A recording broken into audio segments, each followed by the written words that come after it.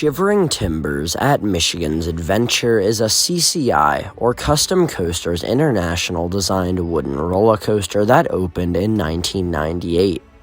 With a max height of 122 feet, a max drop of about 115 feet, a max speed of 57 miles an hour, and a track length of 5,383 feet of track, when this ride opened, it was by far the largest roller coaster in all of Michigan, and it still is today. Shivering Timbers is by far one of CCI's largest roller coasters that they would ever build, and is by far the longest with well over 5,000 feet of track. However, back in 1998, this coaster only cost $4.5 million to construct, which does sound pretty cheap, and in fact, that is really cheap, but that just goes back to the roots of CCI. In order to keep the costs down for their projects, they would resort to using very low-grade lumber, which could mean that within the first decade of operation, their coasters could get horribly rough if the parks didn't maintain them properly. And even though the initial cost of buying one of CCI's coasters was very cheap, the maintenance that these parks would have to do over time definitely would outweigh the costs that they would first pay for the ride. However, even though this coaster probably would be very rough at a lot of other parks, I can for sure say that Shivering Timbers is a very smooth coaster. Of course, it's not perfectly smooth. It's over 2 decades old, and it's a massive wooden roller coaster, but for the most part, it's very comfortable. There are only 1 or 2 bumps along the course, and really, those can only be felt towards the very back of the train.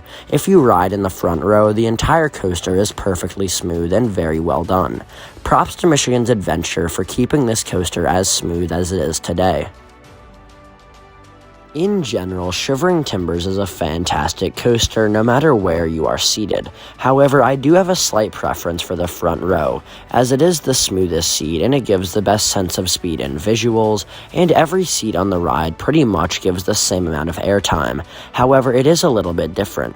Towards the front of the train, you get the airtime cresting over the hill. In the back of the train, you get that airtime getting whipped down the hill on the drop off of it.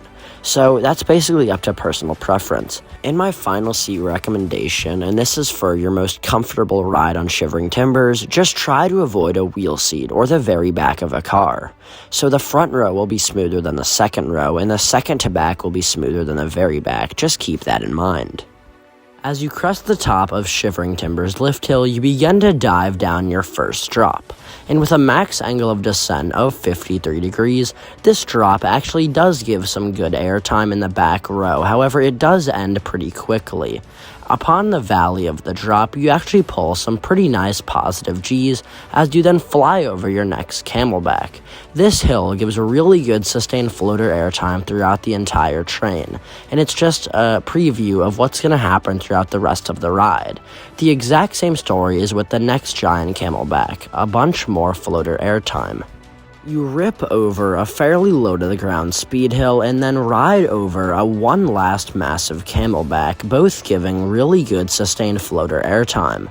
You get 2 quick pops of airtime on a double up, which leads you into this coaster's turnaround.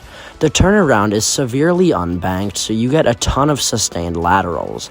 And the drop off of this turnaround also gives some good laterals as well, and this is just beginning the second half. This second half is effectively all airtime hills, just like the first half, except on a much smaller scale. Some of these hills actually do ride through this coaster's wooden structure, which provides some incredible head choppers when they do occur. And all of these hills on the return run provide fantastic airtime throughout the entire train. However, this coaster's finale is just as awesome, except in a different way. It switches it up from airtime to laterals as you go through this massive double helix. It is severely unbanked, you go through it so fast, and it's such a tight turn, you get some of the strongest laterals I've ever experienced, and that sends you into the brake run, and this coaster really ends with a bang. I'm sure that almost everybody who has been to Michigan's Adventure can agree with me on this statement that the park as a whole is just fine at best. Not any fault of the park itself, just Cedar Fair's investment plan into the place. However, that's a topic for another video. Despite that, I wholeheartedly recommend a visit up to this place, and that is 100% due to Shivering Timbers. This is a type of coaster that I would consider to be elite. It's in my top 10 overall, and in my opinion, this has the most airtime out of any roller coaster in the world, and that's coming from somebody who has also ridden other great coasters like El Toro, Steel Vengeance, and The Voyage. Shivering Timbers just feels out of control. It is such a long coaster, and with all of its airtime and somewhat smooth ride experience, I definitely recommend this roller coaster to everybody. And even though Michigan's Adventure is definitely pretty hard to get to, as it is super out of the way from other theme parks, I definitely think it's worth it because Shivering Timbers is an absolutely incredible wooden roller coaster. For a final score, Shivering Timbers will be receiving a 9 out of 10. For what this coaster does, it does that almost perfectly. However, in my opinion, for it to get any higher score, maybe a 9.5, it could use a full retrack from the Gravity Group and brand new Timberliner trains, just to make the ride experience a little bit more comfortable. However, for me at least, this coaster could never get a perfect 10 out of 10, and that's just due to this ride's layout. I in general prefer rides that are more versatile and have different forces, so I absolutely love coasters like The Voyage or Steel Vengeance that definitely have a wide variety of forces, airtime, positive Gs, laterals. Steel Vengeance even has some hang time. Shivering Timbers is just all airtime with a little bit of laterals and positive Gs sprinkled in there. I really do enjoy this coaster, and in no way is that a knock against this ride, as it is still one of my favorites overall, and a top 5 wooden roller coaster for me.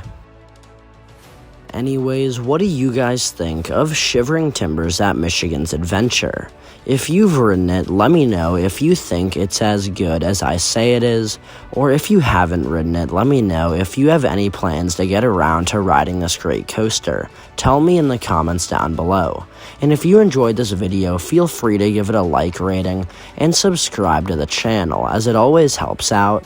And you can stay tuned for more content just like this on Hangtime Thrills. I'll catch you guys next time.